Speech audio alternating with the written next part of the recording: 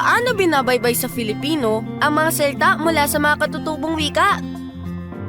Tanda ng paggalang at pagyakap ng wikang Filipino sa ating mga katutubong wika ang pagbaybay o pag-spell na tugma rin sa pagbaybay ng mga tagapagsalita ng mga katutubong wikang ito.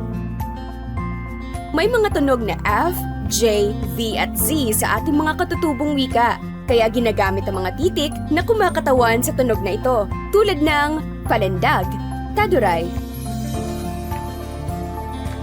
payu, kalinga, jambangan, tausug,